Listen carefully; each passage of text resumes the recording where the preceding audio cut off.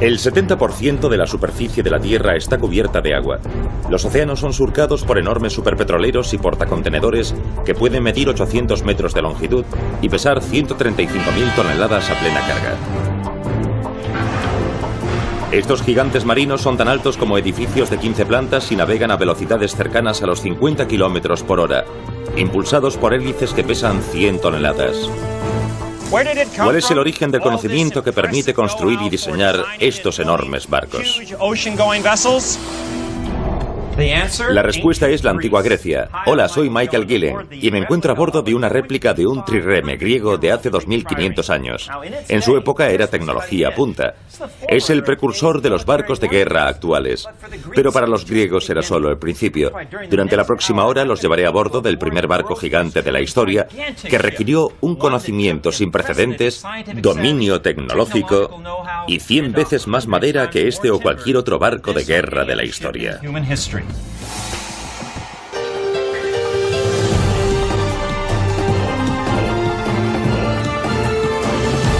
El origen de las cosas.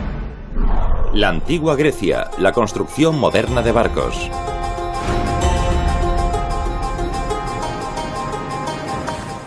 Para poder comprender a los griegos de la antigüedad, he viajado hasta su hogar. Ahora me encuentro en la isla de Kalymnos. El suelo de las islas griegas es bastante árido. No es demasiado fértil. Ahora comprendo por qué muchos griegos de la antigüedad vivían a lo largo de la costa, porque eran un pueblo rodeado de agua, una civilización que se basaba en el mar y que precisamente dependía de él. Los romanos de la antigüedad construyeron sus caminos en tierra, pero los griegos lo hicieron sobre el agua. Vean esto. Hacia el año 500 a.C., sus rutas marítimas se extendían desde España y el norte de África, por Francia y Chipre, hasta las actuales Bulgaria, Ucrania, Rumanía, Rusia y Turquía. El comercio marítimo experimentó un auge enorme en estas rutas. Por desgracia, también lo hicieron la piratería y las guerras. Sobre todo entre Grecia y Persia, dos imperios en rápida expansión condenados a enfrentarse en un choque mortal. Un choque de culturas y políticas. Persia era una monarquía, mientras que Grecia contaba con la primera democracia de la historia. Llegaron a un punto crítico en el siglo I a.C., cuando Jerjes, el rey de Persia, lanzó una enorme ofensiva terrestre que arrasó el ejército griego en las Termópilas. Incluso conquistó la célebre ciudad griega de Atenas. Todo lo que se interponía entre Jerjes y la victoria total era la marina griega. Y tanto los persas como los griegos utilizaban unos barcos de guerra llamados triremes. Echen un vistazo a esta belleza. Es una réplica exacta de una Olympias, un barco griego de guerra de la época. Da miedo, ¿verdad? En muchos aspectos, el trireme es el precursor de los destructores y las fragatas actuales. Rápido, maniobrable y dirigido por una tripulación muy preparada.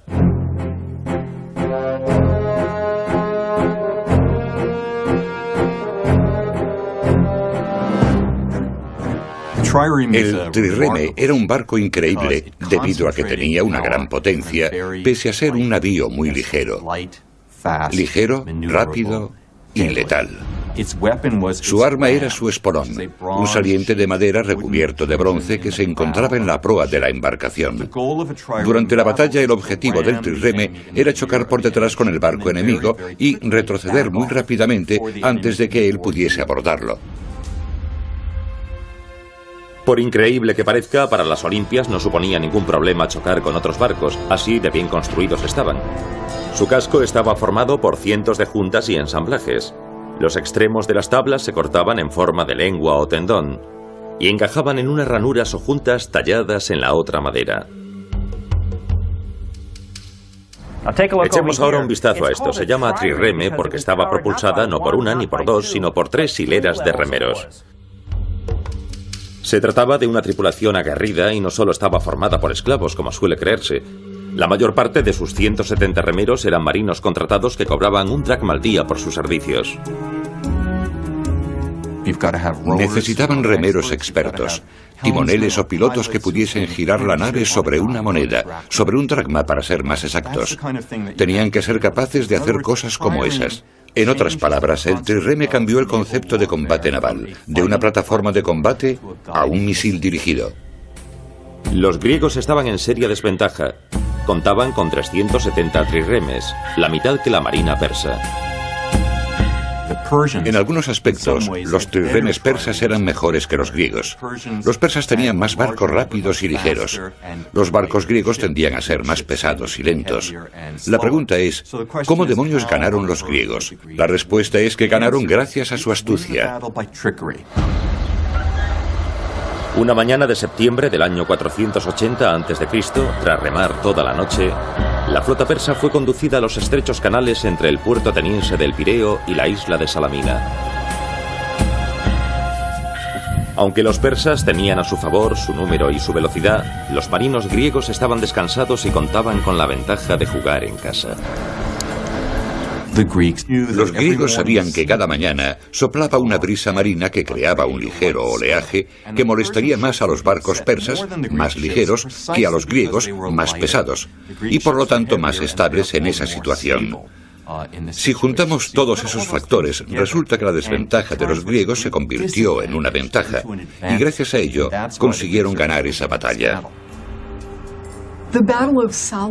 La batalla de Salamina fue un último esfuerzo que logró salvar la democracia para el mundo. La armada persa sufrió una grave derrota y tuvo que regresar a casa, y Grecia y la democracia se salvaron.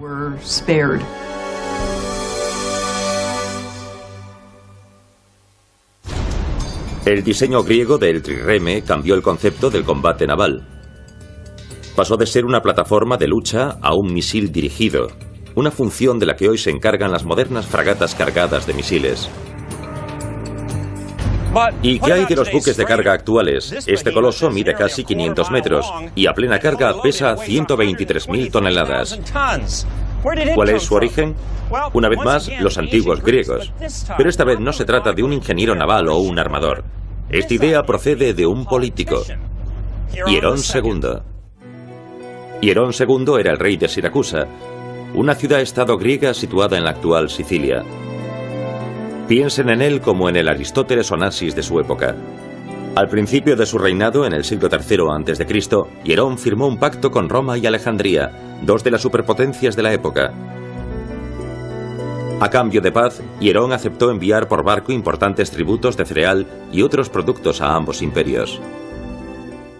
Pero había un problema. Los barcos de carga de la época de Hierón no eran lo bastante grandes para transportar todo el cereal acordado hasta Roma y Alejandría. El Crecourus, el barco de carga habitual de la época de Hierón, solía medir entre 12 y 16 metros, tenía un solo mástil y podía transportar hasta 450 toneladas de carga.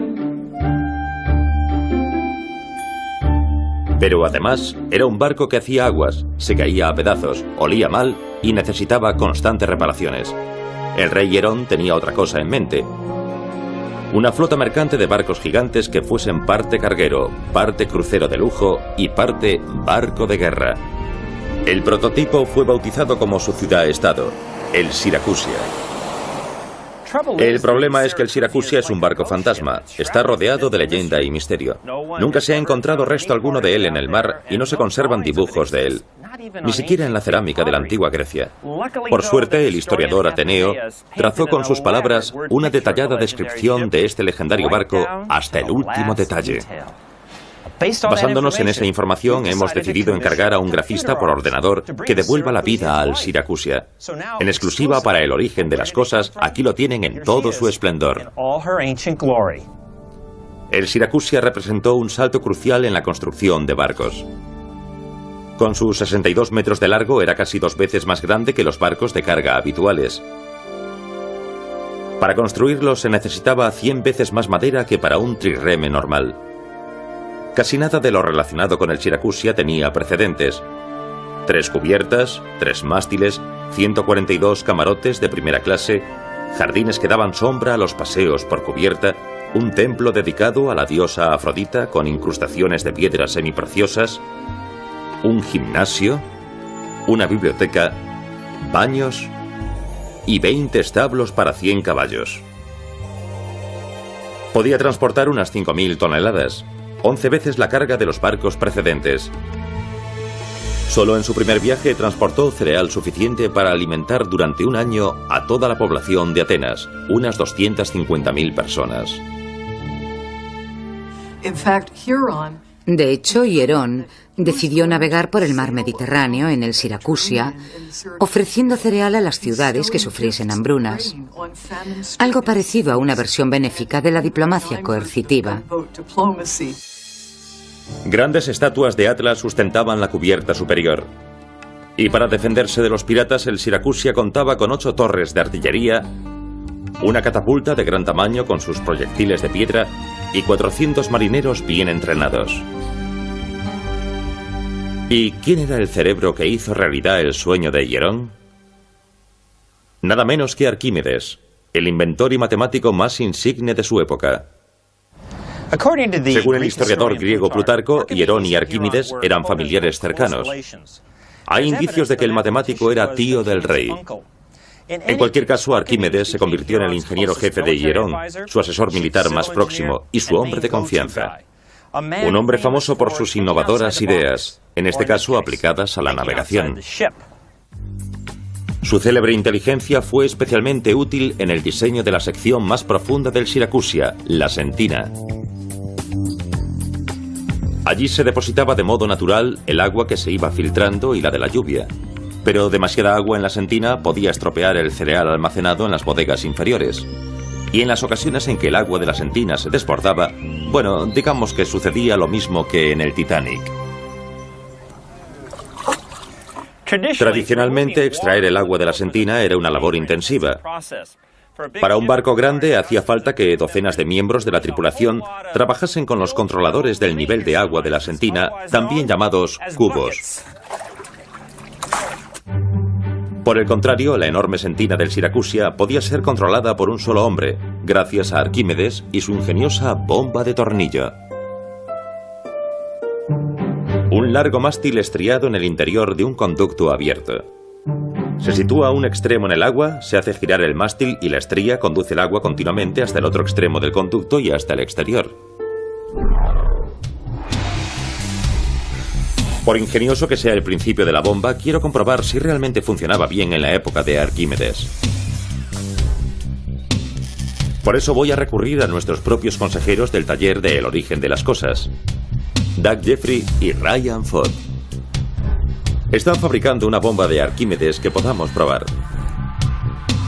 No será una réplica exacta, solo quiero que construyan algo que nos muestre cómo funcionaba la bomba de Arquímedes. Tengo un tubo de plástico transparente. Tiene unos 10 centímetros de diámetro. El problema es que nuestra pala tiene que ajustarse a él perfectamente. Puesto que ya tenemos el tubo, tendremos que adaptar la pala al tubo. Podríamos transformar la pala quizás con un bloque de madera. Podríamos hacerlo... ¿Qué tipo de pieza de madera necesitaremos para poder conseguir una pala que tenga una estructura que no deje que se caiga? ¿Cómo construyeron la pala? Quizá con bloques. Ryan y Doug deciden construir la pala helicoidal apilando muchos bloques de madera de 10 centímetros con ambos extremos redondeados, siguiendo un eje que encaje en nuestro tubo de plástico. Cada bloque estará un poco girado para formar la espiral.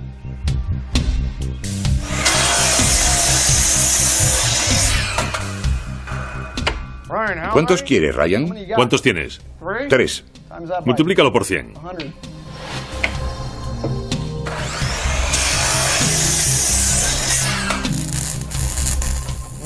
Tiene buena pinta. 200 más. ¿Tantos? Espero que funcione. El último paso para construir nuestra bomba es pegar todos los bloques de madera y lijarlos para que se ajusten al tubo.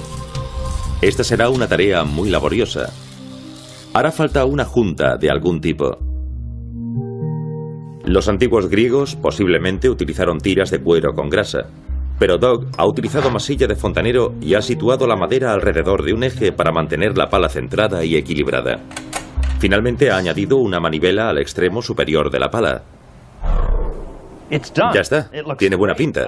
Me gusta. Gracias. Es interesante. En la antigüedad habrían construido el tubo con largas tablas de madera embreadas y unidas con bandas de hierro. Pero me gusta lo que habéis hecho. Es una versión moderna de aquello. Gracias. Usamos un tubo transparente para ver lo que ocurre dentro. Sí, me gusta. Es bastante sencillo. Vale. Ponedlo dentro. Yo me encargo de esto. Perfecto. En sentido contrario a las agujas del reloj. Muy bien. Allá vamos. Supongamos que esto es el agua de la sentina del Siracusia. Y esto es lo que habrían hecho en aquella época. Habrían girado la manivela como yo lo hago, y básicamente lo que ocurre es que el agua es conducida desde la sentina hasta este supuesto Mediterráneo. Estamos drenando la sentina. Estamos ahora conduciendo el agua. ¿Sabe lo que más me gusta, Doc? Que los mejores inventos son siempre los más simples. Los más simples, ¿cierto? Y no puede ser más simple ni mejor que esto. Me alegro de que haya funcionado. Y yo, y Arquímedes también. 2500 años después, la bomba de Arquímedes se utiliza en todo el mundo. No solo en barcos, también para regar, transportar cereal y mantener en buen estado las planicies de aluvión. La idea original sigue en movimiento. El comercio de Hierón con sus vecinos supuso barcos mayores, más rápidos y fuertes. Los cascos de madera dieron paso al acero. Los remos y velas fueron sustituidos por grandes hélices. Innovaciones que se remontan hasta la antigua Grecia.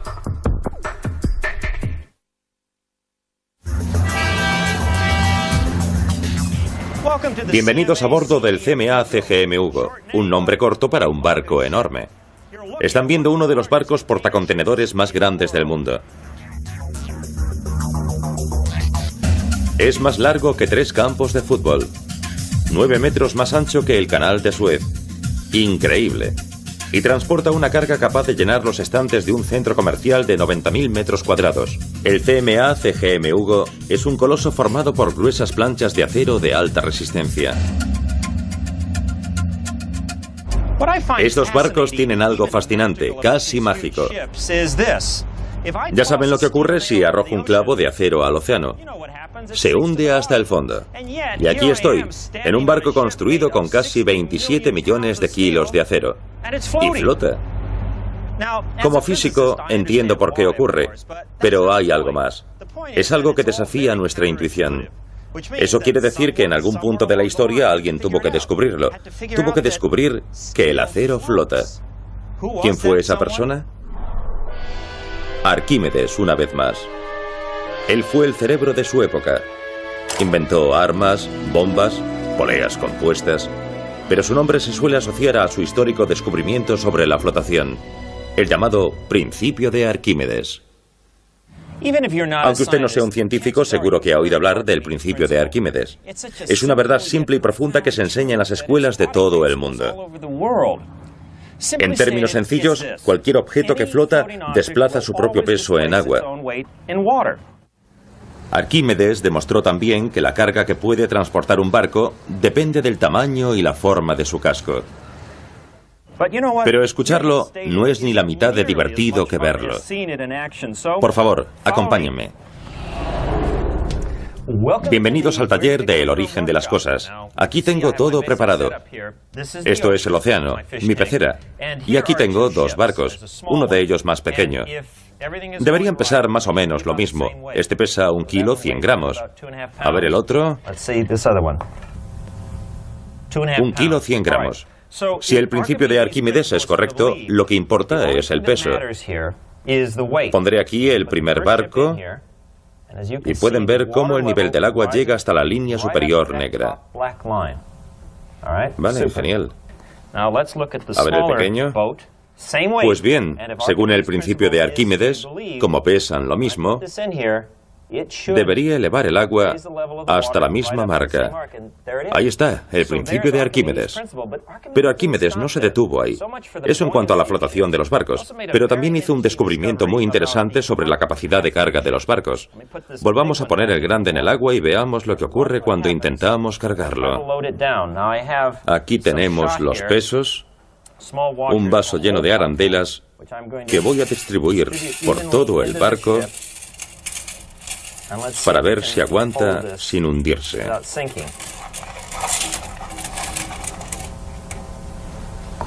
Y ahí está, flota. Ahora voy a quitar esto y voy a probar con el pequeño. El mismo peso de nuevo y tamaño y forma diferentes. Veamos si eso influye. Tengo otro vaso lleno de arandelas idéntico al primero. Hago lo mismo que hace un momento con el barco grande. Me aseguro de distribuir el peso para que no se escora hacia ningún lado. No he utilizado ni la mitad. Un ejemplo perfecto de lo que descubrió Arquímedes. Un barco de la forma adecuada y el tamaño adecuado, aunque sea de metal como este, puede soportar una gran capacidad de carga. Sabiendo eso, Arquímedes no dudó en forrar el casco del Siracusia con planchas de plomo para mantener el agua del mar fuera del enorme barco. Una idea que parecía una locura, pero que mantuvo a flote al Siracusia. Construir un barco de carga que flote con metal es una cosa. Conseguir que avance es otra muy distinta. No tiene nada que ver con la flotación, pero como van a ver, sí tiene mucho que ver con nuestro amigo Arquímedes. Los gigantescos barcos de transporte actuales navegan a 26 nudos, casi 50 kilómetros por hora. No está mal para algo que pesa 10 veces más que su casa. Dos enormes motores diésel hacen girar unos ejes que mueven dos hélices gigantes situadas bajo la popa. Las hélices de los cargueros modernos que surcan los océanos son maravillas de la tecnología moderna. Estos gigantes primero se funden, luego se acoplan, se equilibran y finalmente se pulen hasta que quedan perfectos. Sí, cada una pesa más de 90.000 kilos. Y pueden alcanzar una fuerza de casi 450.000 kilos. A ver, ¿cuál es el origen del uso de las hélices para hacer que los barcos avancen? Una pista. Piensen en la forma en que se mueve. La espiral utilizada en la bomba de Arquímedes en la sentina del Siracusia fue la inspiración para las hélices de barcos actuales. Les contaré cómo ocurrió. A finales de la década de 1800, los barcos de vapor eran las embarcaciones más rápidas de los mares. Pero no podían superar los 16 nudos de velocidad. Un ciclista profesional puede pedalear 3 veces más rápido. En busca de un sistema de propulsión más rápido, los constructores de barcos echaron la vista atrás, hasta algo que Leonardo da Vinci y otros habían perseguido: propulsar un barco utilizando el invento de Arquímedes. Decidieron poner esa idea a prueba. Cuando la pala de una hélice gira, hace que el agua descienda y vuelva en dirección a la popa del barco. Esto hace que el agua de alrededor se precipite por un remolino en la parte posterior de la pala. Se crea una diferencia de presión entre ambos lados de la pala. Esta diferencia de presión crea el empuje que propulsa el barco por el agua. En 1839, el inventor británico Francis Pettit Smith hizo historia al botar en el río Támesis el primer barco propulsado por una hélice. La idea se le había ocurrido hacía 2500 años al genio griego, así que como homenaje, Smith bautizó su barco como el Arquímedes. Según la historia de la navegación, la hélice del barco de Smith fue motivo de grandes celebraciones. Lo que me recuerda que quizá la más famosa aplicación del invento de Arquímedes sea un aparato utilizado en todo el mundo: el sacacorchos. La próxima vez que abran una botella de vino, brinden por nuestro amigo Arquímedes. Salud, viejo amigo. El aumento del tamaño y la velocidad de los barcos extendió el comercio por todos los mares. ¿Cómo conseguían no perderse? Estos son los instrumentos modernos de navegación, y estos sus predecesores.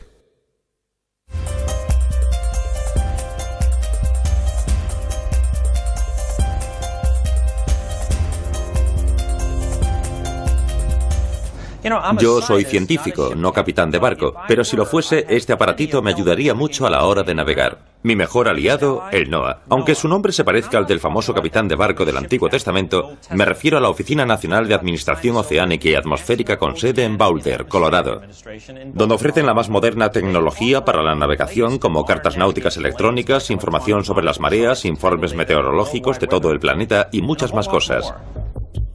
Hoy en día, el capitán de un barco puede utilizar un sistema de posicionamiento por satélite GPS para averiguar su posición con un error de metros. Este sistema utiliza 27 satélites de energía solar que orbitan el planeta y tienen un emplazamiento preciso.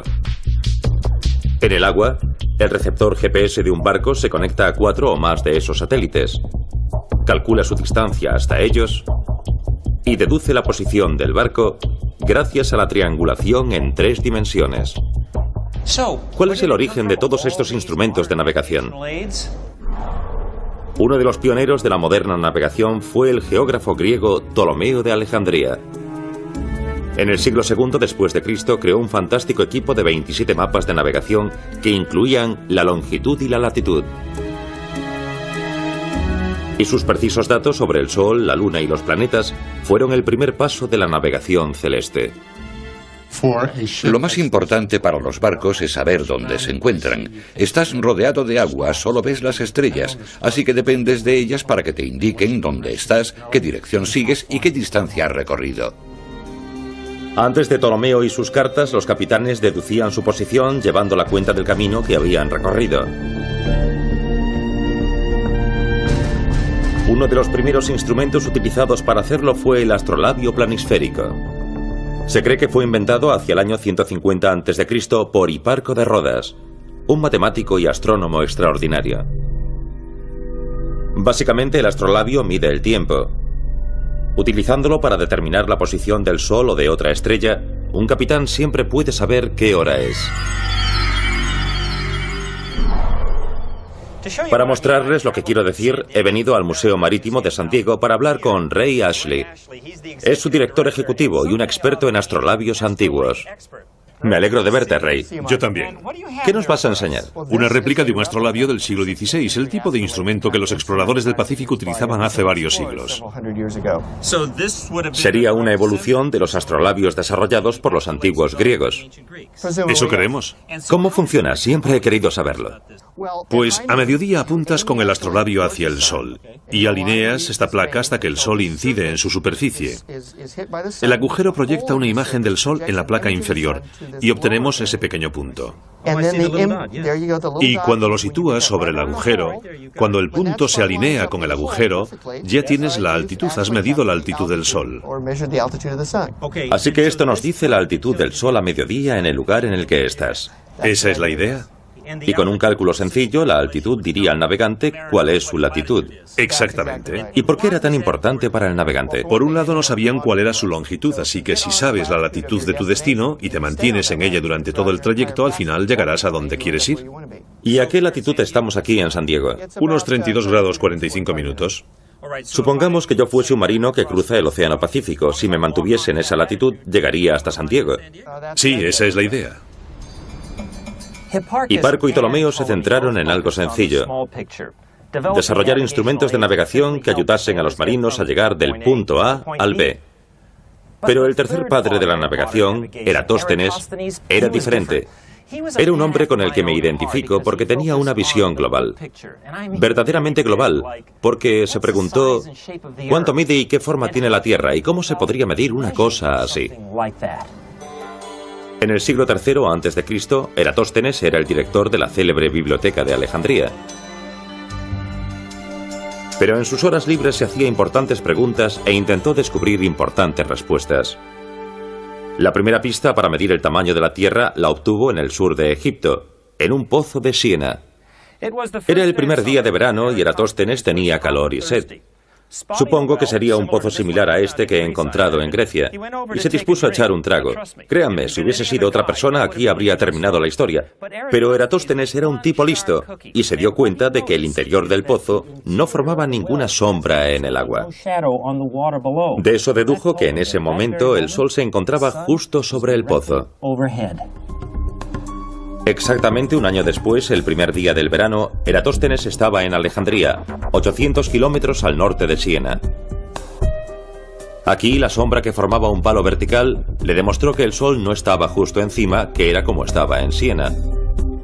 Sorprendentemente, eso le proporcionó a Eratóstenes todo lo que necesitaba saber.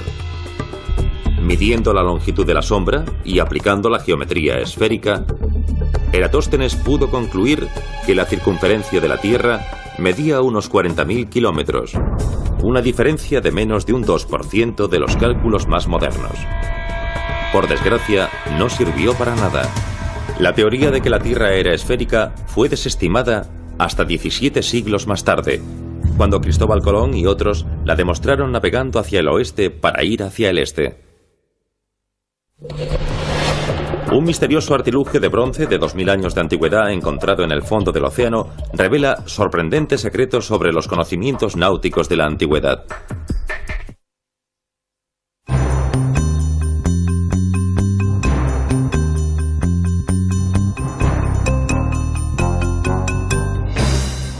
En los últimos 50 años, los ordenadores han entrado en casi todos los aspectos de nuestras vidas. Por desgracia, en algunos campos no han servido para mejorarlas, por ejemplo, el telemarketing por ordenador. Pero en lo que respecta a la navegación, los ordenadores han resultado ser una bendición. En la actualidad, los capitanes confían en ellos para casi todos los aspectos de la navegación. En el puente de este gigante buque portacontenedores, por ejemplo, los programas de ordenador almacenan los datos de la posición del barco en todo momento y envían constantemente información sobre las mareas y las corrientes oceánicas a la pantalla. Nos ofrecen una información detallada sobre todo lo que ocurre a nuestro alrededor, los vientos, otros barcos, las corrientes, lo que nos da la oportunidad de variar el rumbo para alejarnos de cualquier problema. Los ordenadores controlan incluso los impulsores del motor, lo que permite al barco mantenerse inmóvil en un punto del agua. En otras palabras, los ordenadores han permitido que estos barcos gigantes puedan prescindir de uno de los elementos más antiguos de la navegación, el ancla. ¿Cuál es el origen de estas máquinas expertas en navegación que devoran números?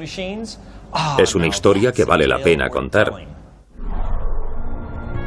Si navega por la entrada oeste del mar Egeo, verá en el horizonte, entre las islas de Creta y Cítera, el pequeño atolón de Antiquítera. Y aquí fue, en 1901, donde un submarinista que buscaba esponjas fue izado del fondo marino y comenzó a balbucear sobre un enorme y antiguo tesoro. Resultó que el buscador de esponjas había encontrado los restos de un barco romano del siglo I a.C. repleto de antiguos tesoros griegos de todo tipo. Entre ellos, un chisme de bronce con complicados engranajes y discos. Lo llamaron el mecanismo de Antiquítera, porque fue encontrado en las aguas de la isla de Cítera, pero lo que nadie sabía era para qué podía servir. En 1951, el físico e historiador británico Derek de Sola Price viajó al Museo de Atenas para examinar los misteriosos restos. Su conclusión, el mecanismo de Antiquítera del siglo I a.C. era algún tipo de máquina para calcular. Ni hablar, dijeron los expertos de la época. Algunos historiadores dijeron que debía de ser algún tipo de reloj medieval que cayó sobre ese pecio siglos después y que no formaba parte de la carga original. Pese a todo, Price sometió el oxidado instrumento a los rayos X. Entonces, basándose en las detalladas imágenes radiográficas de sus engranajes y discos, recreó el mecanismo de Antiquítera y dedujo su función. Price descubrió que lo que el buscador de esponjas había recuperado era nada menos que un ordenador analógico de 2000 años de antigüedad. Hoy hemos aceptado el hecho basándonos en varias dataciones que afirman que es de ese periodo, por lo que debemos dar mayor crédito a los descubrimientos científicos del mundo helénico y sus aplicaciones prácticas del que le dábamos anteriormente.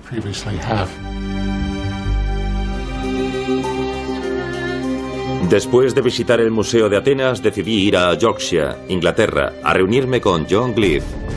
Es un experto en la fabricación de modelos astronómicos muy precisos. Tras estudiar minuciosamente las fotografías del mecanismo de Antiquítera, John decidió recrear el mecanismo con sus propias manos. Aquí lo tenemos. Este es. Evidentemente el original no tenía plexiglas, estaba hecho completamente de bronce, ¿verdad? Todo era de bronce salvo la estructura del armazón, que era de madera. ¿Sabemos cuál era su función? Sé que ha habido muchas especulaciones y muchas discusiones al respecto. Era un modo de regular nuestra comprensión de los movimientos del Sol y la Luna. ¿Puedo? Sí, sí. Se supone que con esto se seguía el movimiento del Sol y la Luna y puedo ver el símbolo de la Luna como si girase y girase. La posición de los engranajes calibrados está diseñada para indicar la posición exacta del Sol y la Luna en cualquier día en un período de 4 años. Ya que has pasado tanto tiempo construyéndolo de la nada, tú sabrás mejor que nadie lo complejo que es. Efectivamente. Admiro a los griegos por lo que eran capaces de hacer. Su grado de sofisticación es asombroso. ¿Quién era el genio detrás del mecanismo de Antikythera? Bueno, aceptémoslo. Responder a eso sería como encontrar un ordenador portátil de hace 2000 años en el fondo del mar e intentar imaginar quién lo diseñó.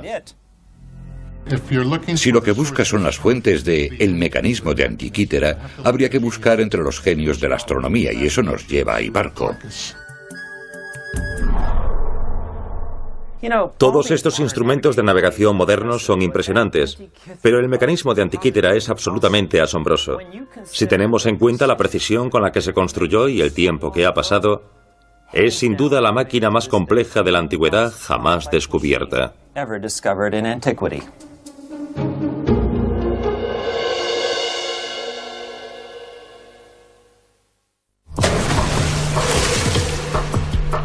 La última frontera de la Tierra yace bajo los océanos. Y también una fortuna en tesoros perdidos. El legado de esas 3 temidas palabras. Abandonen el barco.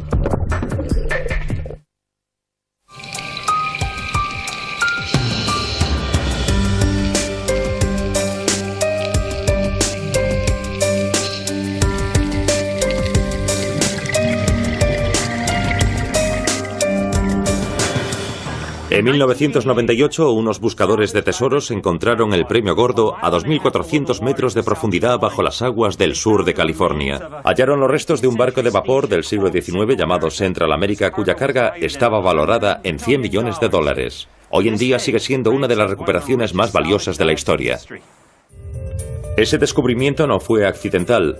Fue posible gracias a un equipo de detectores de metal de alta tecnología sonar y un ROV, un vehículo oceánico controlado a distancia. ¿Cuál es el origen de toda esa tecnología subacuática? Una vez más, la respuesta es la antigua Grecia. Los griegos no solo eran unos genios construyendo barcos para la superficie, sino que también fueron pioneros en las operaciones bajo el mar. Las referencias más antiguas de la historia sobre las inmersiones a gran profundidad proceden de un escritor de la antigua Grecia que posiblemente sea el primer historiador, Heródoto. Hacia el año 480 a.C., durante las guerras médicas, un valiente buceador griego y su hija bucearon bajo la flota persa y cortaron los cabos de las anclas de los barcos de guerra de Jerjes.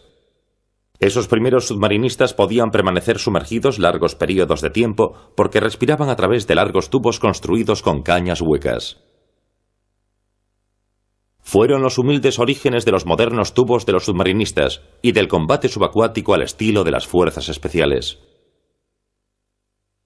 En su obra Problemata, Aristóteles o alguno de sus alumnos escribió que la marina de Alejandro Magno utilizaba cápsulas de madera, rudimentarias campanas de inmersión para aumentar la duración y la profundidad de sus inmersiones. Para los antiguos griegos, este creciente dominio de la inmersión tuvo importantes recompensas, no solo militares, sino también comerciales, sobre todo en relación con una extraña criatura marítima que todos conocemos, la esponja. El comercio de esponjas en el Mediterráneo se convirtió en una parte muy importante de la economía griega. Las esponjas eran muy solicitadas por su valor medicinal y para frotarlo todo, desde niños a carros. Pero la insaciable demanda de esponjas se cobró su precio. Las aguas poco profundas no tardaron en estar esquilmadas, así que los submarinistas tuvieron que descender más y más en busca de sus valiosas presas. Y aparece Aristóteles, el genial abuelo de la física. En su Problemata habla, y me encanta la forma en que lo hace, de encerrar a los submarinistas en recipientes portátiles de aire.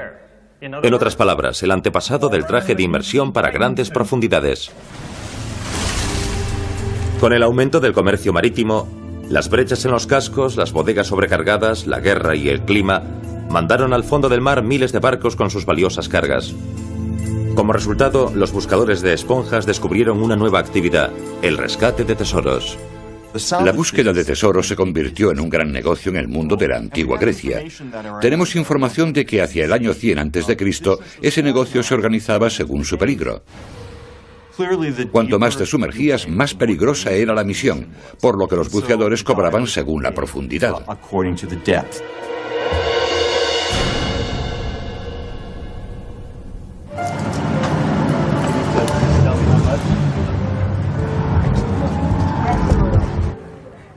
Me llevo esta. Efaristo. Para Caló. Por cierto, hablando de dinero, es otra de las cosas que debemos a los antiguos griegos. No era nada grande, nada como el Siracusia, por ejemplo. Era algo que cabía en un bolsillo, pero que cambió el mundo para siempre. Gracias, gracias. Durante eras, el comercio se había basado siempre en el trueque. El intercambio de bienes, servicios y oro y plata a granel. Pero los griegos perfeccionaron el arte de acuñar monedas. De pronto, las enormes cargas de cereal o pescado no se intercambiaban por bienes y servicios de valor similar, sino por monedas, muchas monedas. Como resultado, barcos cargados de monedas comenzaron a surcar los mares que bañaban Grecia. Con el aumento del comercio también aumentó el tráfico marítimo, lo que significaba más naufragios. El resultado, hacia el año 100 a.C., el fondo del océano estaba cubierto de dinero. Atraídos por la idea de encontrar este antiguo botín, los buscadores de tesoros actuales utilizan tecnología subacuática inventada por los griegos. Botellas de aire, equipos de submarinismo e incluso vehículos controlados a distancia. Pero al mismo tiempo, se instituyen nuevas leyes y protocolos para impedir que los buscadores de tesoros destruyan el valor arqueológico de los enclaves de los naufragios. Y no me extraña. ¿Recuerdan el Siracusia, el legendario barco de transporte diseñado por Arquímedes, descrito por Ateneo y resucitado por nosotros gracias al ordenador? Bien, durante siglos los historiadores modernos afirmaron que el Siracusia solo había existido en la imaginación de Ateneo. No se lo tomaron en serio. Afirmaron que los griegos del siglo IV a.C. no podían tener la capacidad técnica para construir un barco tan grande y suntuoso. Pues bien, en 1992, en la isla griega de Alonisos, en las claras aguas del mar Egeo, unos arqueólogos submarinos descubrieron lo que parecía ser un barco gigante de transporte de vino, casi tan grande como el Siracusia. Los expertos lo dataron a finales del siglo V a.C., por lo que se trata del barco hundido más antiguo de la historia. Un importante descubrimiento para los historiadores y un justo desagravio para Ateneo. Y también para nosotros, ya que podemos afirmar con bastante seguridad que nuestra recreación virtual del célebre Siracusia era un bien merecido tributo a sus creadores, el rey Hierón II y su genial asesor Arquímedes. Hoy en día el mar sigue siendo un misterio. El 90% del fondo marino nunca ha sido cartografiado. Pero gracias a los antiguos griegos, personas como Arquímedes, Aristóteles y Ptolomeo, disponemos de herramientas náuticas con las que explorar el mar con seguridad y así a largo plazo descubrir sus secretos más profundos y oscuros. Soy Michael Gillen. Nos vemos en el siguiente programa de El origen de las cosas.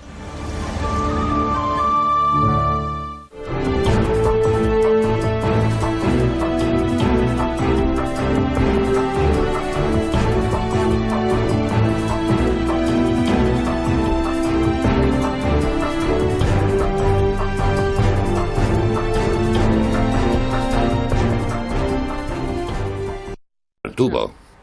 Podríamos transformar la pala quizás con un bloque de madera. Podríamos hacerlo... ¿Qué tipo de pieza de madera necesitaremos para poder conseguir una pala que tenga una estructura que no deje que se caiga. ¿Cómo construyeron la pala? Quizá con bloques. Ryan y Doug deciden construir la pala helicoidal apilando muchos bloques de madera de 10 centímetros con ambos extremos redondeados, siguiendo un eje que encaje en nuestro tubo de plástico. Cada bloque estará un poco girado para formar la espiral.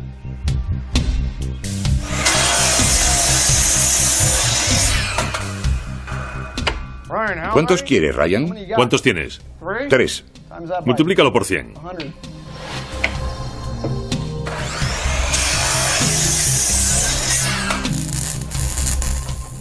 Tiene buena pinta. 200 más. ¿Tantos? Espero que funcione. El último paso para construir nuestra bomba es pegar todos los bloques de madera y lijarlos para que se ajusten al tubo. Esta será una tarea muy laboriosa. Hará falta una junta de algún tipo. Los antiguos griegos posiblemente utilizaron tiras de cuero con grasa, pero Doug ha utilizado masilla de fontanero y ha situado la madera alrededor de un eje para mantener la pala centrada y equilibrada. Finalmente ha añadido una manivela al extremo superior de la pala. Ya está. Tiene buena pinta. Me gusta. Gracias. Es interesante. En la antigüedad habrían construido el tubo con largas tablas de madera embreadas y unidas con bandas de hierro. Pero me gusta lo que habéis hecho. Es una versión moderna de aquello. Gracias. Usamos un tubo transparente para ver lo que ocurre dentro. Sí, me gusta. Es bastante sencillo. Vale. Ponedlo dentro. Yo me encargo de esto. Perfecto. En sentido contrario a las agujas del reloj. Muy bien. Allá vamos. Supongamos que esto es el agua de la sentina del Siracusia. Y esto es lo que habrían hecho en aquella época. Habrían girado la manivela como yo lo hago, y básicamente lo que ocurre es que el agua es conducida desde la sentina hasta este supuesto Mediterráneo. Estamos drenando la sentina. Estamos ahora conduciendo el agua. ¿Sabe lo que más me gusta, Doc? Que los mejores inventos son siempre los más simples. Los más simples, ¿cierto? Y no puede ser más simple ni mejor que esto. Me alegro de que haya funcionado. Y yo, y Arquímedes también. 2500 años después, la bomba de Arquímedes se utiliza en todo el mundo. No solo en barcos, también para regar, transportar cereal y mantener en buen estado las planicies de aluvión. La idea original sigue en movimiento. El comercio de Higuerón con sus vecinos supuso barcos mayores, más rápidos y fuertes. Los cascos de madera dieron paso al acero. Los remos y velas fueron sustituidos por grandes hélices. Innovaciones que se remontan hasta la antigua Grecia.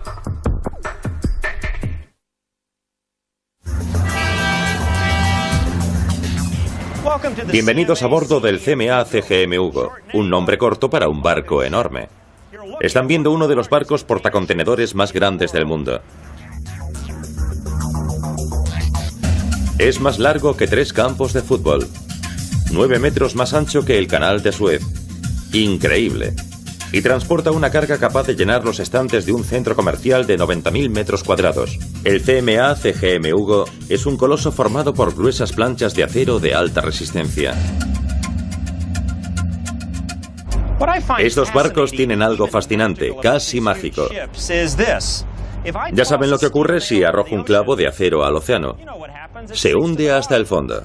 Y aquí estoy, en un barco construido con casi 27 millones de kilos de acero. Y flota. Como físico, entiendo por qué ocurre, pero hay algo más. Es algo que desafía nuestra intuición. Eso quiere decir que en algún punto de la historia hay otra madera. Echemos ahora un vistazo a esto. Se llama trireme porque estaba propulsada no por una ni por dos, sino por 3 hileras de remeros. Se trataba de una tripulación aguerrida y no solo estaba formada por esclavos, como suele creerse. La mayor parte de sus 170 remeros eran marinos contratados que cobraban un dracma al día por sus servicios. Necesitaban remeros expertos, timoneles o pilotos que pudiesen girar la nave sobre una moneda, sobre un dracma para ser más exactos. Tenían que ser capaces de hacer cosas como esas. En otras palabras, el trireme cambió el concepto de combate naval, de una plataforma de combate a un misil dirigido. Los griegos estaban en seria desventaja. Contaban con 370 trirremes, la mitad que la marina persa. En algunos aspectos, los trirremes persas eran mejores que los griegos. Los persas tenían más barcos rápidos y ligeros. Los barcos griegos tendían a ser más pesados y lentos.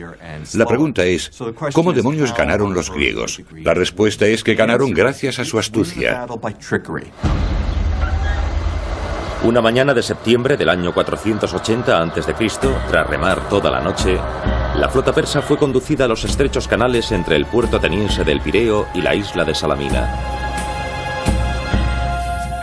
Aunque los persas tenían a su favor su número y su velocidad, los marinos griegos estaban descansados y contaban con la ventaja de jugar en casa. Los griegos sabían que cada mañana soplaba una brisa marina que creaba un ligero oleaje que molestaría más a los barcos persas, más ligeros, que a los griegos, más pesados, y por lo tanto más estables en esa situación. Si juntamos todos esos factores, resulta que la desventaja de los griegos se convirtió en una ventaja, y gracias a ello consiguieron ganar esa batalla. La batalla de Salamina fue un último esfuerzo que logró salvar la democracia para el mundo. La armada persa sufrió una grave derrota y tuvo que regresar a casa, y Grecia y la democracia se salvaron.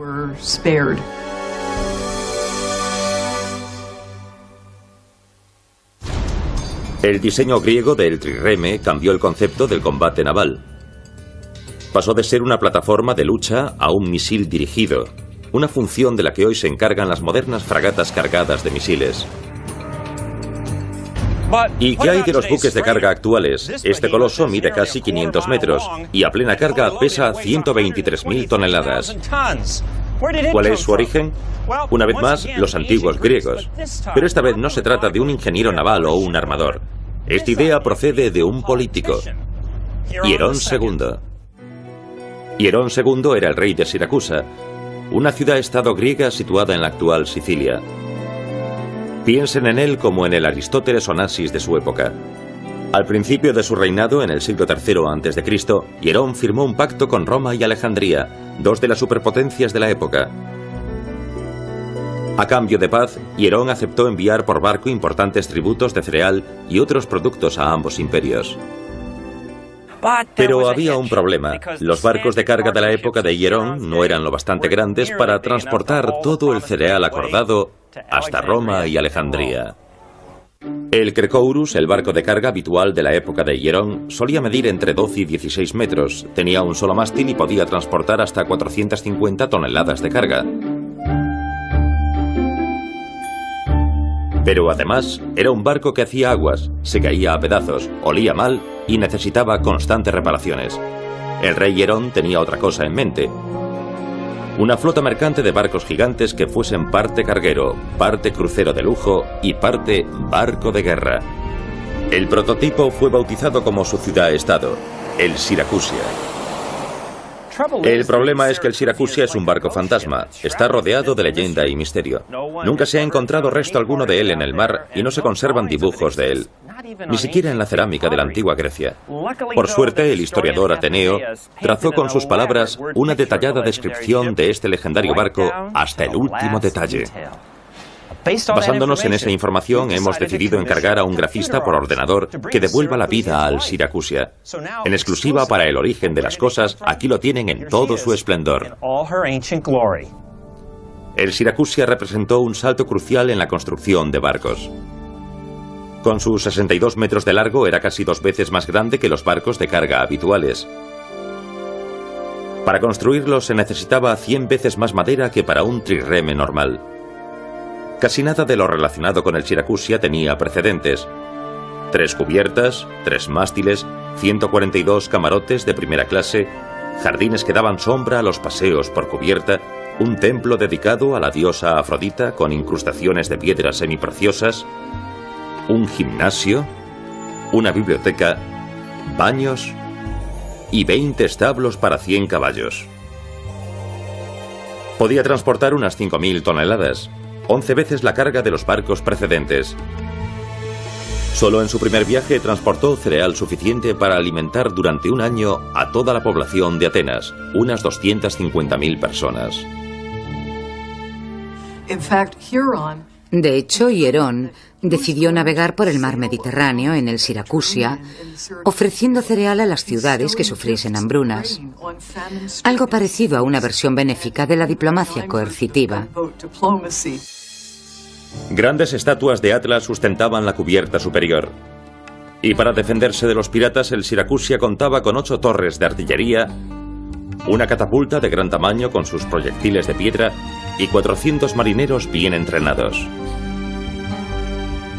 ¿Y quién era el cerebro que hizo realidad el sueño de Hierón?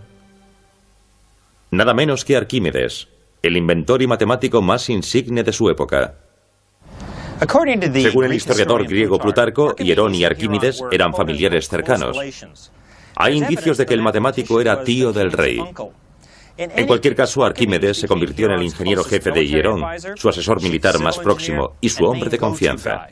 Un hombre famoso por sus innovadoras ideas, en este caso aplicadas a la navegación. Su célebre inteligencia fue especialmente útil en el diseño de la sección más profunda del Siracusia, la Sentina. Allí se depositaba de modo natural el agua que se iba filtrando y la de la lluvia.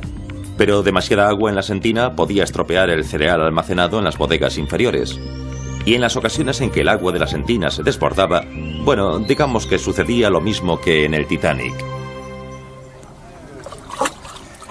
Tradicionalmente, extraer el agua de la Sentina era una labor intensiva.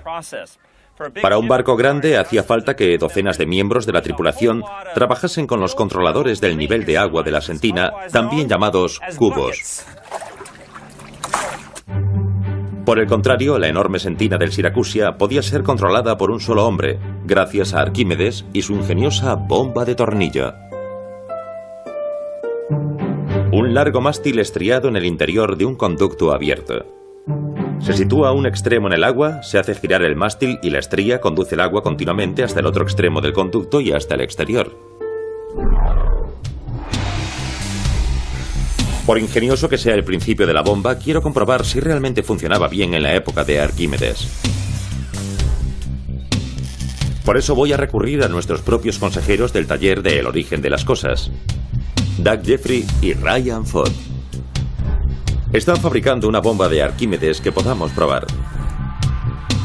No será una réplica exacta, solo quiero que construyan algo que nos muestre cómo funcionaba la bomba de Arquímedes. Tengo un tubo de plástico transparente. Tiene unos 10 centímetros de diámetro. El problema es que nuestra pala tiene que ajustarse a él perfectamente. Puesto que ya tenemos el tubo, tendremos que adaptar la pala. El 70% de la superficie de la Tierra está cubierta de agua. Los océanos son surcados por enormes superpetroleros y portacontenedores que pueden medir 800 metros de longitud y pesar 135.000 toneladas a plena carga. Estos gigantes marinos son tan altos como edificios de 15 plantas y navegan a velocidades cercanas a los 50 kilómetros por hora, impulsados por hélices que pesan 100 toneladas.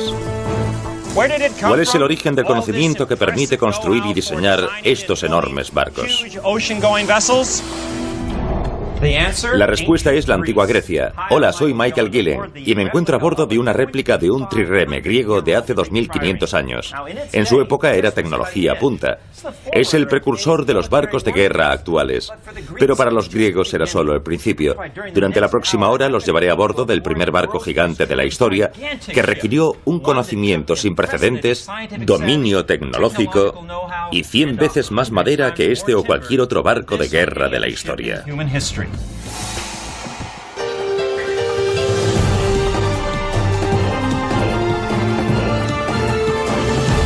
El origen de las cosas. La antigua Grecia, la construcción moderna de barcos.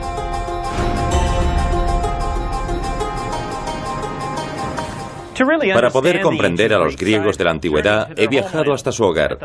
Ahora me encuentro en la isla de Calymnos. El suelo de las islas griegas es bastante árido. No es demasiado fértil. Ahora comprendo por qué muchos griegos de la antigüedad vivían a lo largo de la costa, porque eran un pueblo rodeado de agua, una civilización que se basaba en el mar y que precisamente dependía de él. Los romanos de la antigüedad construyeron sus caminos en tierra, pero los griegos lo hicieron sobre el agua. Vean esto. Hacia el año 500 a.C., sus rutas marítimas se extendían desde España y el norte de África, por Francia y Chipre, hasta las actuales Bulgaria, Ucrania, Rumanía, Rusia y Turquía. El comercio marítimo experimentó un auge enorme en estas rutas. Por desgracia, también lo hicieron la piratería y las guerras. Sobre todo entre Grecia y Persia, dos imperios en rápida expansión condenados a enfrentarse en un choque mortal. Un choque de culturas y políticas. Persia era una monarquía, mientras que Grecia contaba con la primera democracia de la historia. Llegaron a un punto crítico en el siglo I a.C., cuando Jerjes, el rey de Persia, lanzó una enorme ofensiva terrestre que arrasó el ejército griego en las Termópilas. Incluso conquistó la célebre ciudad griega de Atenas. Todo lo que se interponía entre Jerjes y la victoria total era la marina griega. Y tanto los persas como los griegos utilizaban unos barcos de guerra llamados trirremes. Echen un vistazo a esta belleza. Es una réplica exacta de una Olympias, un barco griego de guerra de la época. Da miedo, ¿verdad? En muchos aspectos, el trireme es el precursor de los destructores y las fragatas actuales. Rápido, maniobrable y dirigido por una tripulación muy preparada.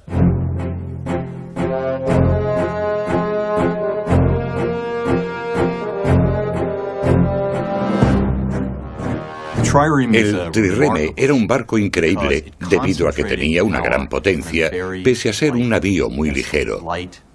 Ligero, rápido y letal.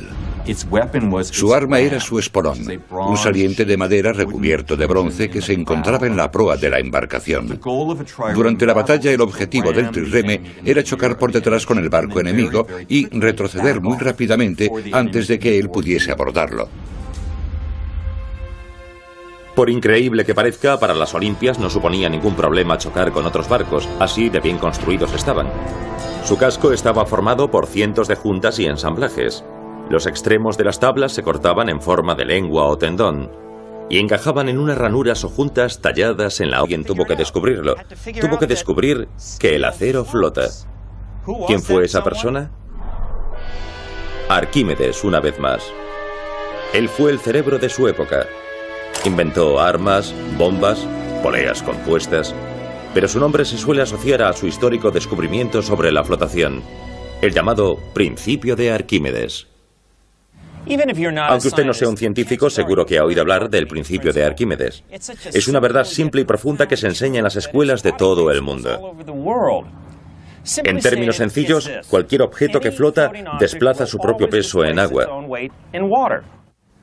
Arquímedes demostró también que la carga que puede transportar un barco depende del tamaño y la forma de su casco. Pero escucharlo no es ni la mitad de divertido que verlo. Por favor, acompáñenme. Bienvenidos al taller de El origen de las cosas. Aquí tengo todo preparado. Esto es el océano, mi pecera. Y aquí tengo dos barcos, uno de ellos más pequeño. Deberían pesar más o menos lo mismo. Este pesa 1 kilo 100 gramos. A ver el otro. 1 kilo 100 gramos. Si el principio de Arquímedes es correcto, lo que importa es el peso. Pondré aquí el primer barco y pueden ver cómo el nivel del agua llega hasta la línea superior negra. Vale, genial. A ver el pequeño. Pues bien, según el principio de Arquímedes, como pesan lo mismo, debería elevar el agua hasta la misma marca. Ahí está, el principio de Arquímedes. Pero Arquímedes no se detuvo ahí. Eso en cuanto a la flotación de los barcos. Pero también hizo un descubrimiento muy interesante sobre la capacidad de carga de los barcos. Volvamos a poner el grande en el agua y veamos lo que ocurre cuando intentamos cargarlo. Aquí tenemos los pesos. Un vaso lleno de arandelas que voy a distribuir por todo el barco para ver si aguanta sin hundirse.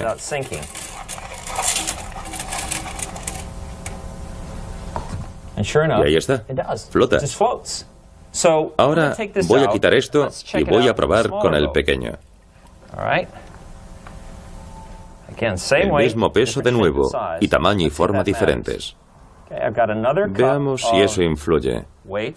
Tengo otro vaso lleno de arandelas idéntico al primero. Hago lo mismo que hace un momento con el barco grande. Me aseguro de distribuir el peso para que no se escora hacia ningún lado. No he utilizado ni la mitad. Un ejemplo perfecto de lo que descubrió Arquímedes. Un barco de la forma adecuada y el tamaño adecuado, aunque sea de metal como este, puede soportar una gran capacidad de carga. Sabiendo eso, Arquímedes no dudó en forrar el casco del Siracusia con planchas de plomo para mantener el agua del mar fuera del enorme barco. Una idea que parecía una locura, pero que mantuvo a flote al Siracusia. Construir un barco de carga que flote con metal es una cosa. Conseguir que avance es otra muy distinta. No tiene nada que ver con la flotación, pero como van a ver, sí tiene mucho que ver con nuestro amigo Arquímedes. Los gigantescos barcos de transporte actuales navegan a 26 nudos, casi 50 kilómetros por hora. No está mal para algo que pesa 10 veces más que su casa. Dos enormes motores diésel hacen girar unos ejes que mueven dos hélices gigantes situadas bajo la popa. Las hélices de los cargueros modernos que surcan los océanos son maravillas de la tecnología moderna. Estos gigantes primero se funden, luego se acoplan, se equilibran y finalmente se pulen hasta que quedan perfectos. Sí, cada una pesa más de 90.000 kilos. Y pueden alcanzar una fuerza de casi 450.000 kilos. Y tuvo que regresar a casa, y Grecia y la democracia se salvaron.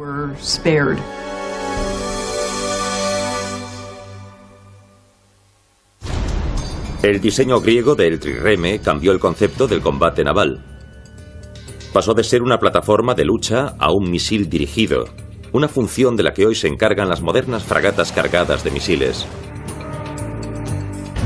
¿Y qué hay de los buques de carga actuales? Este coloso mide casi 500 metros y a plena carga pesa 123.000 toneladas. ¿Cuál es su origen? Una vez más, los antiguos griegos. Pero esta vez no se trata de un ingeniero naval o un armador.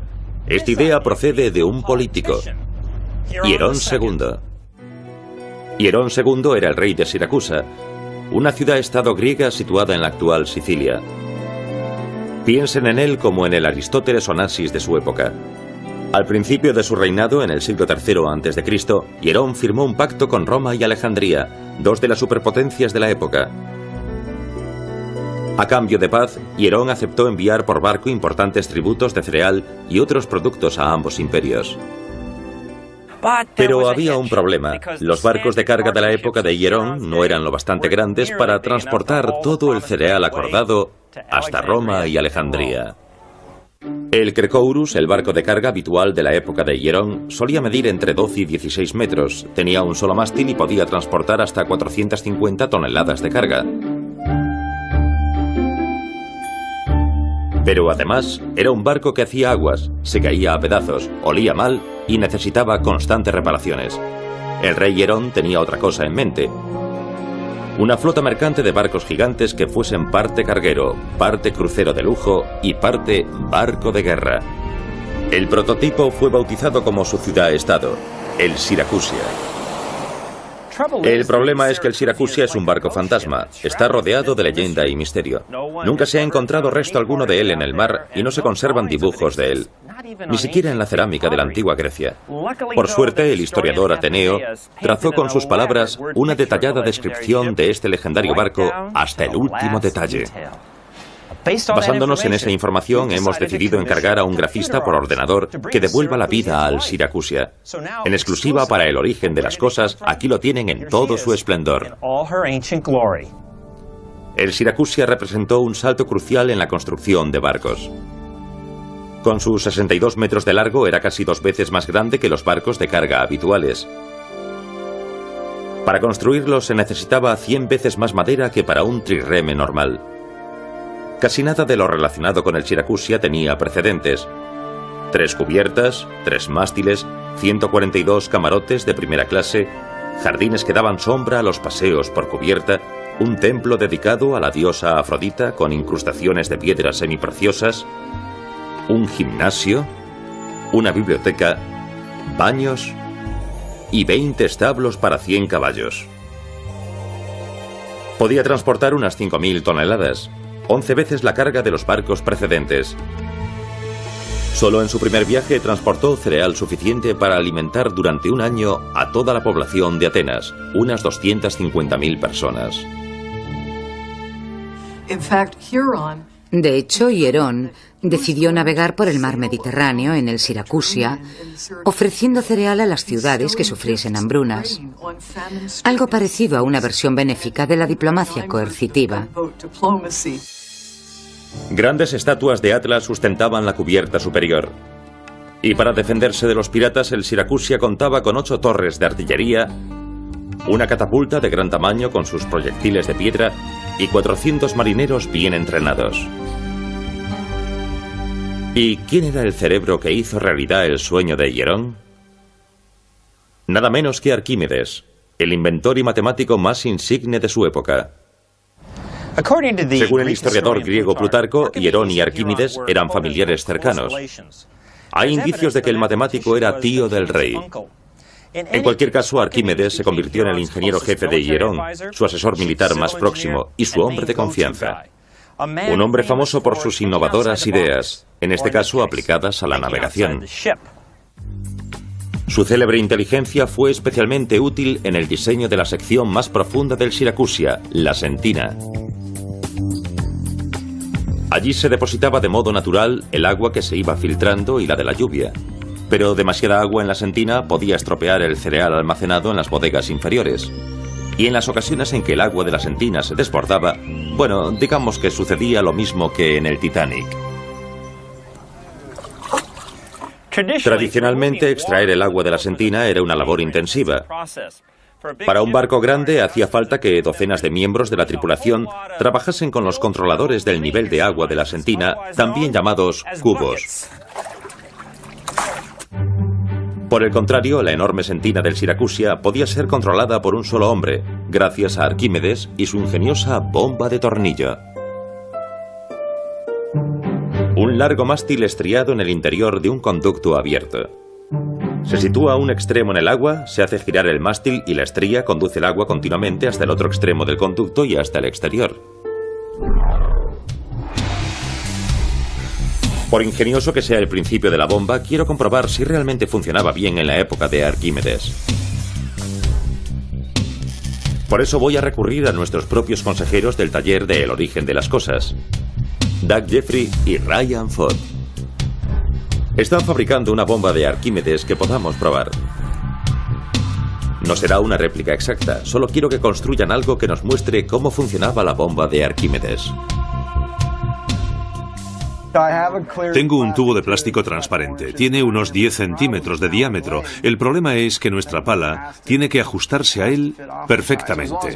Puesto que ya tenemos el tubo, tendremos que adaptar la pala. Dado hacia el año 150 a.C. por Hiparco de Rodas, un matemático y astrónomo extraordinario. Básicamente, el astrolabio mide el tiempo. Utilizándolo para determinar la posición del Sol o de otra estrella, un capitán siempre puede saber qué hora es. Para mostrarles lo que quiero decir, he venido al Museo Marítimo de San Diego para hablar con Ray Ashley. Es su director ejecutivo y un experto en astrolabios antiguos. Me alegro de verte, Ray. Yo también. ¿Qué nos vas a enseñar? Una réplica de un astrolabio del siglo XVI, el tipo de instrumento que los exploradores del Pacífico utilizaban hace varios siglos. Sería una evolución de los astrolabios desarrollados por los antiguos griegos. ¿Eso queremos? ¿Cómo funciona? Siempre he querido saberlo.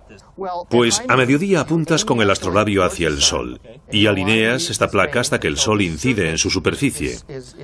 El agujero proyecta una imagen del Sol en la placa inferior y obtenemos ese pequeño punto. Y cuando lo sitúas sobre el agujero, cuando el punto se alinea con el agujero, ya tienes la altitud, has medido la altitud del Sol. Así que esto nos dice la altitud del Sol a mediodía en el lugar en el que estás. ¿Esa es la idea? Y con un cálculo sencillo, la altitud diría al navegante cuál es su latitud. Exactamente. ¿Y por qué era tan importante para el navegante? Por un lado no sabían cuál era su longitud, así que si sabes la latitud de tu destino y te mantienes en ella durante todo el trayecto, al final llegarás a donde quieres ir. ¿Y a qué latitud estamos aquí en San Diego? Unos 32 grados 45 minutos.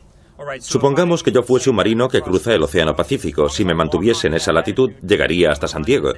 Sí, esa es la idea. Hiparco y Ptolomeo se centraron en algo sencillo: desarrollar instrumentos de navegación que ayudasen a los marinos a llegar del punto A al B. Pero el tercer padre de la navegación, Eratóstenes, era diferente. Era un hombre con el que me identifico porque tenía una visión global, verdaderamente global, porque se preguntó cuánto mide y qué forma tiene la Tierra y cómo se podría medir una cosa así. En el siglo III a.C., Eratóstenes era el director de la célebre Biblioteca de Alejandría. Pero en sus horas libres se hacía importantes preguntas e intentó descubrir importantes respuestas. La primera pista para medir el tamaño de la Tierra la obtuvo en el sur de Egipto, en un pozo de Siena. Era el primer día de verano y Eratóstenes tenía calor y sed. Supongo que sería un pozo similar a este que he encontrado en Grecia, y se dispuso a echar un trago. Créanme, si hubiese sido otra persona, aquí habría terminado la historia. Pero Eratóstenes era un tipo listo, y se dio cuenta de que el interior del pozo no formaba ninguna sombra en el agua. De eso dedujo que en ese momento el sol se encontraba justo sobre el pozo. Exactamente un año después, el primer día del verano, Eratóstenes estaba en Alejandría, 800 kilómetros al norte de Siena. Aquí, la sombra que formaba un palo vertical le demostró que el sol no estaba justo encima, que era como estaba en Siena. Sorprendentemente, eso le proporcionó a Eratóstenes todo lo que necesitaba saber. Midiendo la longitud de la sombra y aplicando la geometría esférica, Eratóstenes pudo concluir que la circunferencia de la Tierra medía unos 40.000 kilómetros, una diferencia de menos de un 2% de los cálculos más modernos. Por desgracia, no sirvió para nada. La teoría de que la Tierra era esférica fue desestimada hasta 17 siglos más tarde, cuando Cristóbal Colón y otros la demostraron navegando hacia el oeste para ir hacia el este. Un misterioso artilugio de bronce de 2000 años de antigüedad encontrado en el fondo del océano revela sorprendentes secretos sobre los conocimientos náuticos de la antigüedad.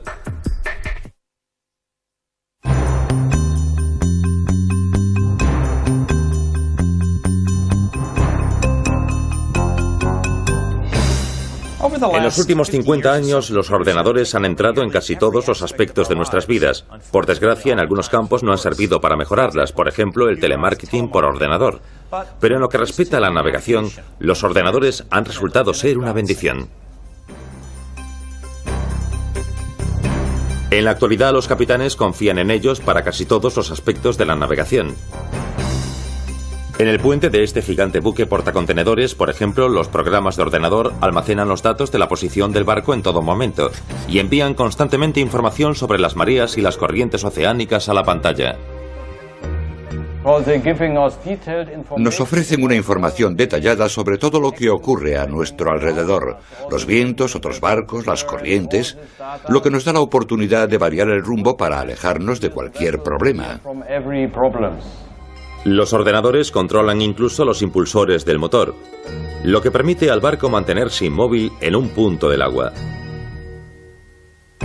En otras palabras, los ordenadores han permitido que estos barcos gigantes puedan prescindir de uno de los elementos más antiguos de la navegación, el ancla. ¿Cuál es el origen de estas máquinas expertas en navegación que devoran números? Es una historia que vale la pena contar. Si navega por la entrada oeste del mar Egeo, verá en el horizonte entre las islas de Creta y Cítera, el pequeño atolón de Antikythera. Y aquí fue, en 1901, donde un submarinista que buscaba esponjas fue izado del fondo marino y comenzó a balbucear sobre un enorme y antiguo tesoro. Resultó que el buscador de esponjas había encontrado los restos de un barco romano del siglo I a.C. repleto de antiguos tesoros griegos de todo tipo. Entre ellos, un chisme de bronce con complicados engranajes y discos. Lo llamaron el mecanismo de Antikythera, porque fue encontrado en las aguas de la isla de Cítera, pero lo que nadie sabía era para qué podía servir. En 1951, el físico e historiador británico Derek de Sola Price viajó al Museo de Atenas para examinar los misteriosos restos. Al tubo. Podríamos transformar la pala quizás con un bloque de madera. Podríamos hacerlo... ¿Qué tipo de pieza de madera necesitaremos para poder conseguir una pala que tenga una estructura que no deje que se caiga? ¿Cómo construyeron la pala? Quizá con bloques. Ryan y Doug deciden construir la pala helicoidal apilando muchos bloques de madera de 10 centímetros con ambos extremos redondeados, siguiendo un eje que encaje en nuestro tubo de plástico. Cada bloque estará un poco girado para formar la espiral.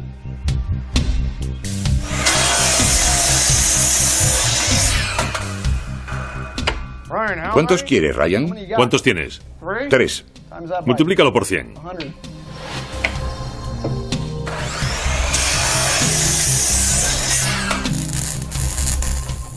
Tiene buena pinta. 200 más. ¿Tantos? Espero que funcione. El último paso para construir nuestra bomba es pegar todos los bloques de madera y lijarlos para que se ajusten al tubo. Esta será una tarea muy laboriosa.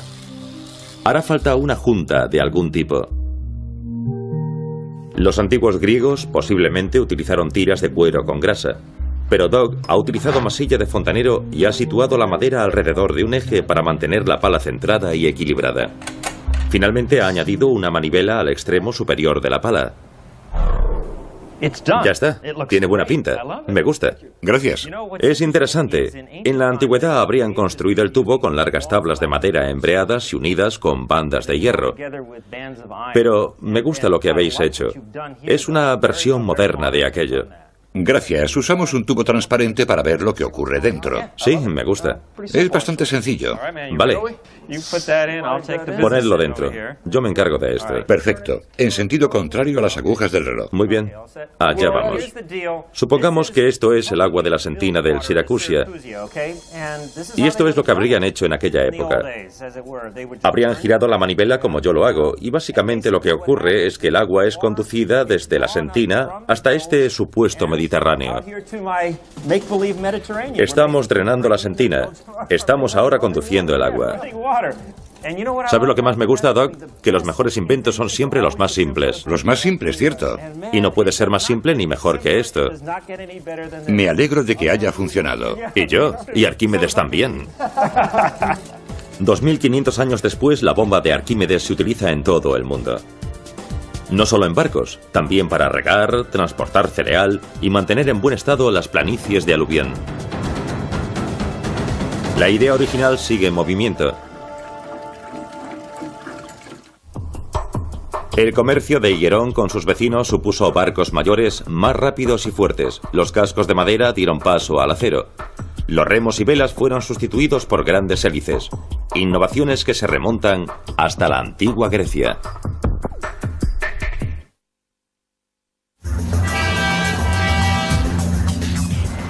Bienvenidos a bordo del CMA CGM Hugo, un nombre corto para un barco enorme. Están viendo uno de los barcos portacontenedores más grandes del mundo. Es más largo que 3 campos de fútbol. 9 metros más ancho que el canal de Suez. Increíble. Y transporta una carga capaz de llenar los estantes de un centro comercial de 90.000 metros cuadrados. El CMA CGM Hugo es un coloso formado por gruesas planchas de acero de alta resistencia. Estos barcos tienen algo fascinante, casi mágico. Ya saben lo que ocurre si arrojo un clavo de acero al océano. se hunde hasta el fondo. Y aquí estoy, en un barco construido con casi 27 millones de kilos de acero. Y flota. Como físico, entiendo por qué ocurre, pero hay algo más. Es algo que desafía nuestra intuición.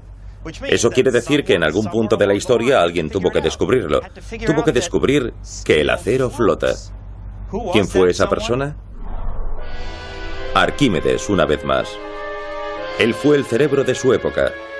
Inventó armas, bombas, poleas compuestas, pero su nombre se suele asociar a su histórico descubrimiento sobre la flotación, el llamado principio de Arquímedes. Aunque usted no sea un científico, seguro que ha oído hablar del principio de Arquímedes. Es una verdad simple y profunda que se enseña en las escuelas de todo el mundo. En términos sencillos, cualquier objeto que flota desplaza su propio peso en agua. Arquímedes demostró también que la carga que puede transportar un barco depende del tamaño y la forma de su casco. Pero escucharlo no es ni la mitad de divertido que verlo. Por favor, acompáñenme. Bienvenidos al taller de El origen de las cosas. Aquí tengo todo preparado. Esto es el océano, mi pecera. Y aquí tengo dos barcos, uno de ellos más pequeño. Deberían pesar más o menos lo mismo. Este pesa 1 kilo 100 gramos. A ver el otro. 1 kilo 100 gramos. Si el principio de Arquímedes es correcto, lo que importa es el peso.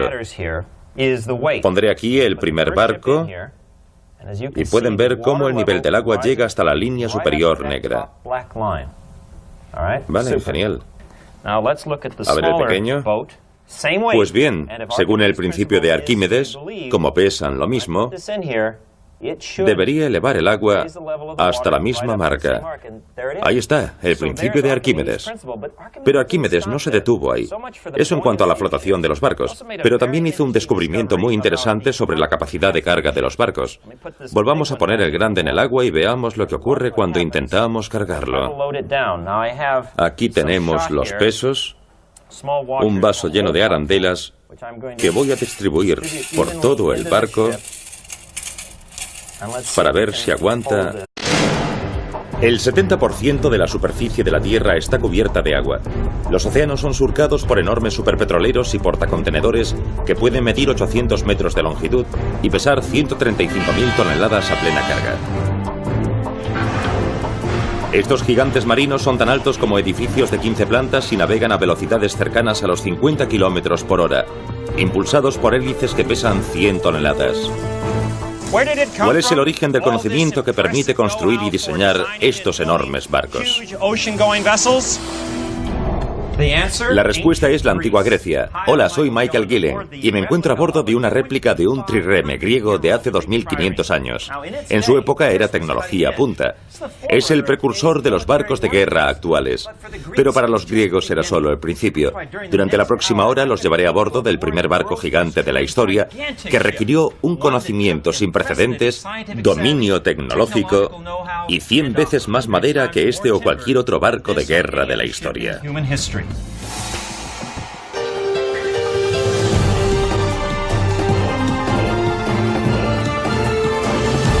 El origen de las cosas. La antigua Grecia, la construcción moderna de barcos.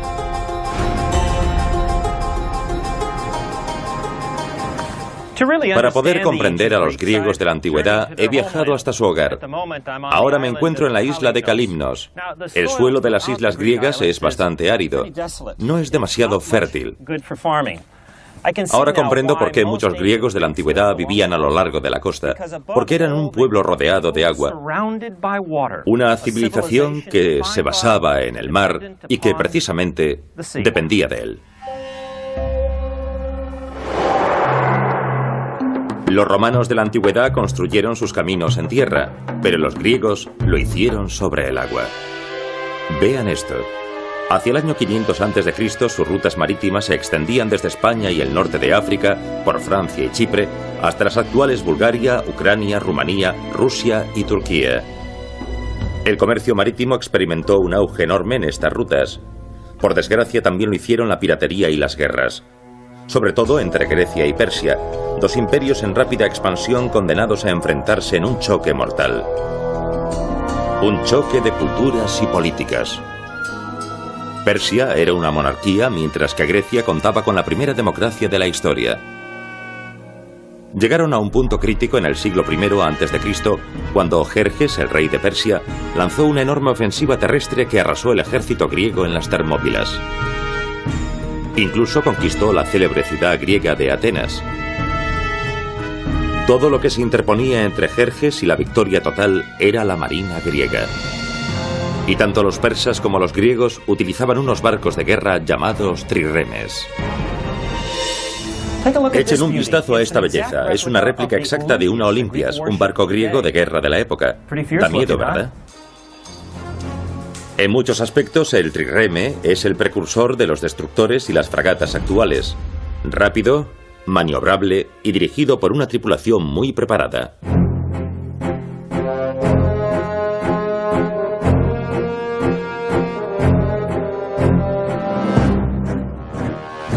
El trireme era un barco increíble debido a que tenía una gran potencia, pese a ser un navío muy ligero. Ligero, rápido y letal. Su arma era su espolón, un saliente de madera recubierto de bronce que se encontraba en la proa de la embarcación. Durante la batalla, el objetivo del trireme era chocar por detrás con el barco enemigo y retroceder muy rápidamente antes de que él pudiese abordarlo. Por increíble que parezca, para las Olimpias no suponía ningún problema chocar con otros barcos, así de bien construidos estaban. Su casco estaba formado por cientos de juntas y ensamblajes. Los extremos de las tablas se cortaban en forma de lengua o tendón y encajaban en unas ranuras o juntas talladas en la otra madera. Echemos ahora un vistazo a esto. Se llama trireme porque estaba propulsada no por una ni por dos, sino por 3 hileras de remeros. Se trataba de una tripulación aguerrida y no solo estaba formada por esclavos, como suele creerse. La mayor parte de sus 170 remeros eran marinos contratados que cobraban un dracma al día por sus servicios. Necesitaban remeros expertos, timoneles o pilotos que pudiesen girar la nave sobre una moneda, sobre un dracma para ser más exactos. Tenían que ser capaces de hacer cosas como esas. En otras palabras, el trireme cambió el concepto de combate naval, de una plataforma de combate a un misil dirigido. Los griegos estaban en seria desventaja. Contaban con 370 trirremes, la mitad que la marina persa. En algunos aspectos, los trirremes persas eran mejores que los griegos. Los persas tenían más barcos rápidos y ligeros. Los barcos griegos tendían a ser más pesados y lentos. La pregunta es, ¿cómo demonios ganaron los griegos? La respuesta es que ganaron gracias a su astucia. Una mañana de septiembre del año 480 a.C., tras remar toda la noche, la flota persa fue conducida a los estrechos canales entre el puerto ateniense del Pireo y la isla de Salamina. Aunque los persas tenían a su favor su número y su velocidad, los marinos griegos estaban descansados y contaban con la ventaja de jugar en casa. Los griegos sabían que cada mañana soplaba una brisa marina que creaba un ligero oleaje que molestaría más a los barcos persas, más ligeros, que a los griegos, más pesados, y por lo tanto más estables en esa situación. Si juntamos todos esos factores, resulta que la desventaja de los griegos se convirtió en una ventaja, y gracias a ello consiguieron ganar esa batalla. La batalla de Salamina fue un último esfuerzo que logró salvar la democracia para el mundo. La armada persa sufrió una grave derrota. Sin hundirse.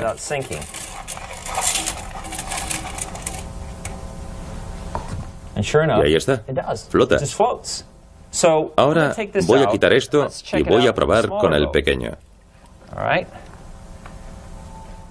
El mismo peso de nuevo y tamaño y forma diferentes. Veamos si eso influye. Tengo otro vaso lleno de arandelas idéntico al primero. Hago lo mismo que hace un momento con el barco grande.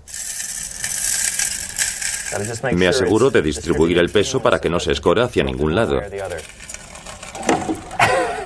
No he utilizado ni la mitad. Un ejemplo perfecto de lo que descubrió Arquímedes. Un barco de la forma adecuada y el tamaño adecuado, aunque sea de metal como este, puede soportar una gran capacidad de carga. Sabiendo eso, Arquímedes no dudó en forrar el casco del Siracusia con planchas de plomo para mantener el agua del mar fuera del enorme barco. Una idea que parecía una locura, pero que mantuvo a flote al Siracusia. Construir un barco de carga que flote con metal es una cosa. Conseguir que avance es otra muy distinta.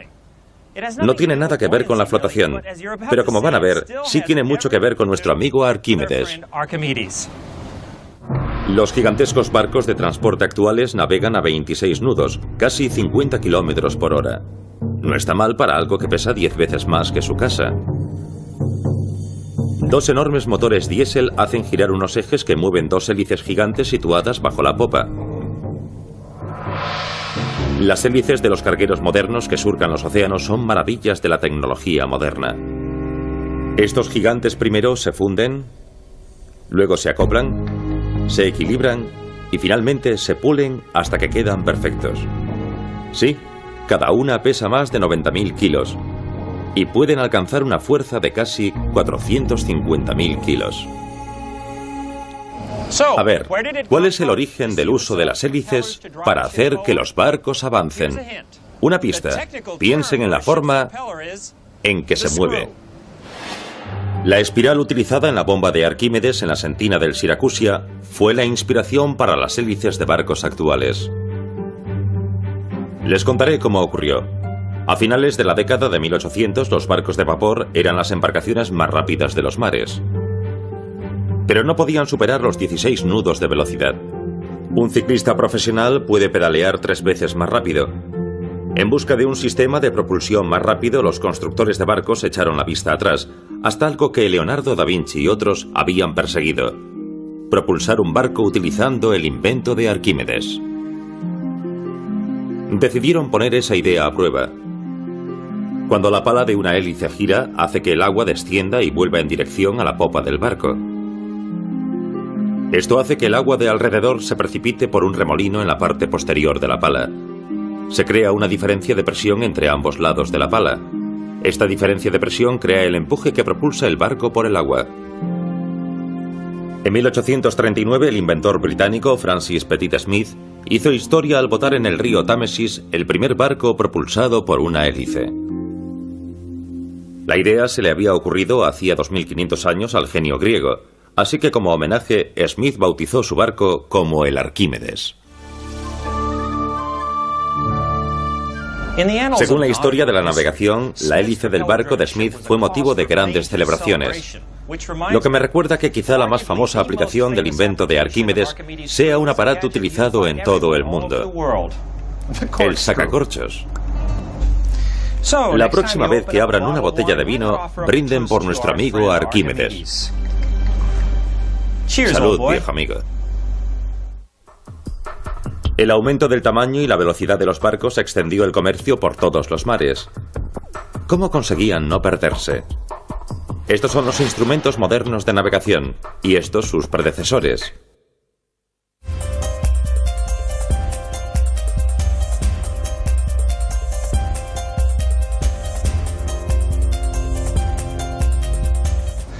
Yo soy científico, no capitán de barco, pero si lo fuese, este aparatito me ayudaría mucho a la hora de navegar. Mi mejor aliado, el NOAA. Aunque su nombre se parezca al del famoso capitán de barco del Antiguo Testamento, me refiero a la Oficina Nacional de Administración Oceánica y Atmosférica con sede en Boulder, Colorado, donde ofrecen la más moderna tecnología para la navegación, como cartas náuticas electrónicas, información sobre las mareas, informes meteorológicos de todo el planeta y muchas más cosas. Hoy en día, el capitán de un barco puede utilizar un sistema de posicionamiento por satélite GPS para averiguar su posición con un error de metros. Este sistema utiliza 27 satélites de energía solar que orbitan el planeta y tienen un emplazamiento preciso. En el agua, el receptor GPS de un barco se conecta a 4 o más de esos satélites, calcula su distancia hasta ellos y deduce la posición del barco gracias a la triangulación en 3 dimensiones. ¿Cuál es el origen de todos estos instrumentos de navegación? Uno de los pioneros de la moderna navegación fue el geógrafo griego Ptolomeo de Alejandría. En el siglo II después de Cristo creó un fantástico equipo de 27 mapas de navegación que incluían la longitud y la latitud. Y sus precisos datos sobre el Sol, la Luna y los planetas fueron el primer paso de la navegación celeste. Lo más importante para los barcos es saber dónde se encuentran. Estás rodeado de agua, solo ves las estrellas, así que dependes de ellas para que te indiquen dónde estás, qué dirección sigues y qué distancia has recorrido. Antes de Ptolomeo y sus cartas, los capitanes deducían su posición llevando la cuenta del camino que habían recorrido. Uno de los primeros instrumentos utilizados para hacerlo fue el astrolabio planisférico. Se cree que fue inventado